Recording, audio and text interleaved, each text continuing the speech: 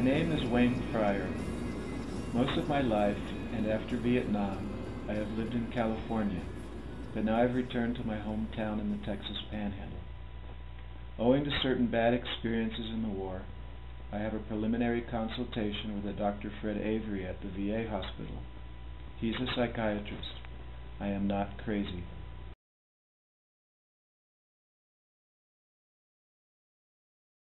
Dr. Valentino to the OR, please. Dr. Valentino to the OR, please. Pleased to meet you, Mr. Fryer. I noticed that you insisted on seeing me specifically. These notes say that you have a problem related to your jail time in Vietnam and that your discharge from the Army was other than honorable. I make it a point not to read all these files that send me about a patient. I'd rather hear whatever you think is important. Why did you ask to see only me? To get to the point, I'm going to tell you a terrible tale. Yes? Well, it has something to do with you personally, but if you don't mind, I would like to wait before I tell you specifically what. All right. Is there anything in particular you'd like to begin with? You list your occupation as poet. That is my occupation and preoccupation, but I make a living at being an inspector. Inspector? Sometimes I work for a private security company in Lubbock, snooping on people. I do want to begin at the beginning, kind of get it all out on the table. Good idea. Since I knew how to use a typewriter, I became a company clerk under Sergeant Moyers.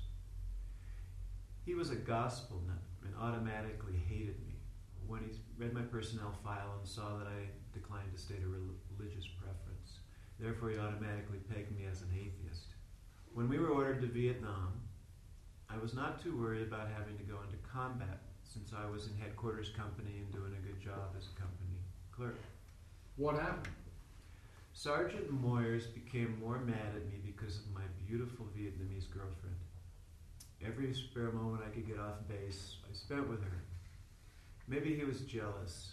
A lot of different thoughts could have been at work in his fractured mind. I had a 3-day pass, and when I came back to my post, my assistant told me that he had overheard Moyers, saying he was about to fire me and transfer me to a rifle company. Not long after that, I saw Moyers talking to another sergeant in Company C, and not long after that, Moyers told me he was very unhappy with my work and attitude, and I was being transferred. Casualties in the line companies were very high. We were getting badly hurt by the comm. I could see that my new platoon sergeant was getting ready to send me on a night patrol. I went to live with my girlfriend. I knew I was going AWOL, of course, but did not really plan to desert. I got very sick and with some kind of flu-like disease, and time passed. I was not the only American in hiding there. One of the others was a Texan I got to know pretty well. There was also a black guy, and we all talked about how to seek asylum at some foreign embassy. It was about 45 days later when one night the military police took over the building. The other 2 soldiers happened to be very sick. The MPs beat us all up and hauled us away. Oh, I'm sorry. It's time to finish up this appointment. It's been good to meet you, and I'll see you the same time next week if that's okay. Okay, Doctor. To be continued in the sweet by and by. How are you today, Mr. Fryer? Cold, isn't it? Blizzard conditions up Highway 87. I'm fine, thanks, Doctor. Last week when we stopped, you had been arrested. Yes, well, you probably won't believe it. I didn't. But the other guys, sick as they were, got beat to a pulp by the MPs. They died there in the jail. Mr. Fryer. You could hear the beatings, and the MP guards yelling and screaming at the prisoners, who I guess had their mouths taped and couldn't say anything. Mr. Fryer, this is really too much. Are you sure? This is very hard to comprehend. In my case, the head MP, a captain, came into my cell. I was handcuffed and my legs were tied. First he farted in my face, and they all got a big laugh out of that. Whipped and started on my butt. He said, "You atheist coward, we'll put the fear of God into you." Then they all started kicking me hard all over. I think someone used a club on my head. It could be coincidence, but it was the second time I had been called an atheist, and it made me wonder whether Sergeant Moyers and the captain might belong to the same religious group. I woke up in the hospital, chained to the bed. A doctor asked me how I felt. He knew I was a deserter, but over the next few days I began to trust the guy, and I began remembering and piecing together the night they beat me up.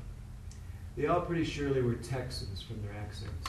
After a month in the hospital, the doc says that he thinks he can get me out of the Army because of my medical condition, and that he has talked to a friend of his in the judge advocate office, and that if I'll shut up about what happened in jail, my discharge will be other than honorable instead of dishonorable. But I was to stay under guard and go to Japan to be discharged, all of which was perfectly acceptable to me. Very lucky. Very lucky indeed, Dr. Avery. We got to the air base and went to Japan, and after a few days of waiting, the Army flew me to California, back home. This is quite a saga, Mr. Fryer. Hard to believe. Hard to believe. You mentioned there was some kind of personal connection that required your insisting on my being your doctor. Yeah. Doctor, do you believe that some people may be so vicious that they should be shot down like mad dogs? No. Well, be that as it may. So, you wonder why I talk about personally wanting to see you. You had a cousin from Midland, an MIA named Donald Frank Avery. Yes. How do you know that? Is this the personal connection you referred to? Donald Frank disappeared on patrol. They just lost track of him. Probably the Viet Cong got him. I can assure you, he entirely disappeared, and you can give up the search for him as an MIA. Donald Frank was the other white guy they arrested. He was one of the other deserters picked up in the suite. He gave me your name thinking that because you were an Army officer in Saigon, you might help get him out of his trouble. Said you could be relied on to help him. The afternoon after we had all been worked over by the MPs, I was let out into an exercise yard. A helicopter landed in the compound. 2 body bags were loaded on it, and the helicopter took off toward the ocean. Enemy prisoners, I'm sure you know, Dr. Avery, were often flown out and dumped in the water if they wouldn't talk. My God, Fryer, you sat on this all these years. You never saw Donald Frank again. I hope it's a good thing that I found you and have told you all this. Mr. Fryer, how are you? I'm feeling good enough, Doctor, thank you. In fact, I think continuing really isn't necessary anymore. Well, you certainly brought up a lot to think about last week. Doctor, I felt much better getting it off my chest. I suppose I've dumped a lot on you in a very short time. I sure wouldn't call it that. Dumping, I mean. I sure appreciate your having listened to me. You may find this newspaper clipping of interest.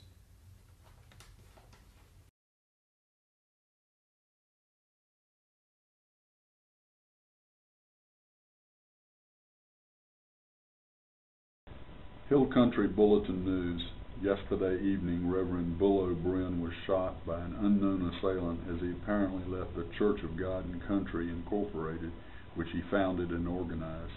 The body was discovered at the back door of the church, lying in a pool of blood, indicating that it was there that he was hit and died on the spot. The flamboyant Reverend O'Brien served in Vietnam and thereafter returned to his alma mater, Texas A&M, to teach military police science. First as a lay preacher and then ordained as a minister in the Southern Baptist faith, he attracted much attention by delivering his sermons dressed in military police uniform. Eventually, he broke away from the Baptists and founded the Church of God and Country Incorporated, drawing thousands of members from this region, especially from College Station and Waco. At this time, the county sheriff has no leads. The shooter fired only one shot from a high-powered rifle, probably from a long distance according to preliminary investigation. Captain O'Brien may have been just the first.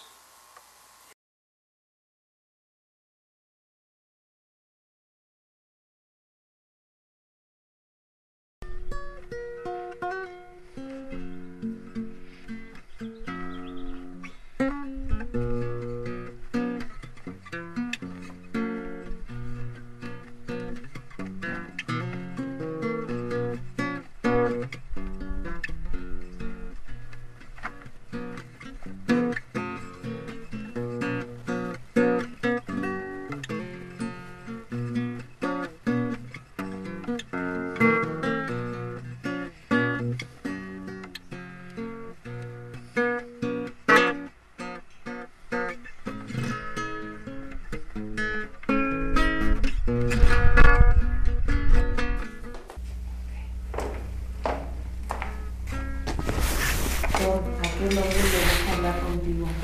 ¿Sabes qué quiere?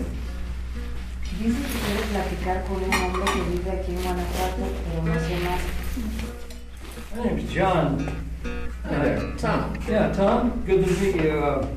I believe you live here, don't you? I see you're speaking with people that appear to be locals. Yes, yes. Oh, well, I do. I'm thinking of moving to Guanajuato.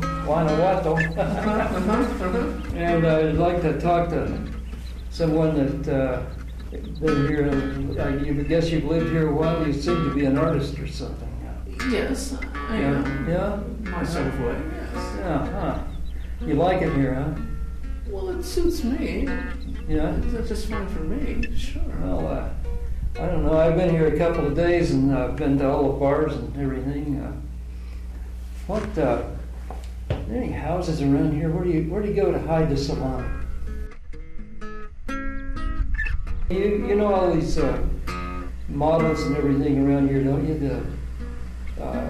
Probably being an artist, you know a lot of nude models, things. Well, some models, yeah. I think maybe what you want to do is find a place where more English is spoken, so you could sort of come to understand the language slowly. Okay, and be more at home in a place like here where the people well, I hadn't thought of that. Hey, listen, I wanted to ask you, why all these waitresses and waiters around here, they all pretend not to speak English. I know they do. They've got to be dealing with the tourists and everything. You've been here a long time, you know that. I guess you've seen them come and go. Very good to meet you. Okay. Tom, partner, I'll be seeing you back when I'll catch you when I return. Okay. Okay?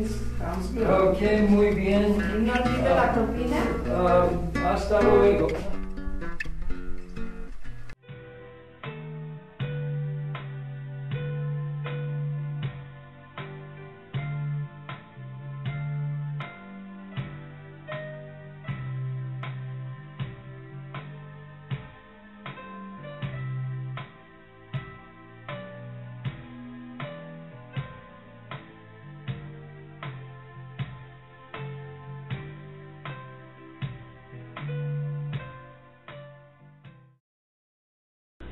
Miss Madeline Carter Carey is one of my patients, who is also a member of my congregation. She leads a somewhat troubled life.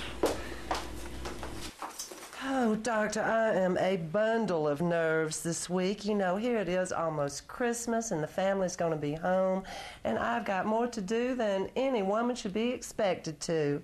If that husband of mine would find a way to get in his world, to get home from the infernal club now and then, maybe I wouldn't have so much on my shoulders. You know, the girls are coming home this afternoon from university, and finally, Jenny's got a ring on her finger, that Tyler Collins. It's a piddling little thing if you ask me, but he's, I guess, a good boy for her. You'd think they'd been married a year, the way they bicker and the way she nags at him, but she knows how to get what she wants, and a girl's got to do that, you know. And that sister of hers acting wild as a cat, I told Mac, you got to talk to that girl. She can't be coming in at all.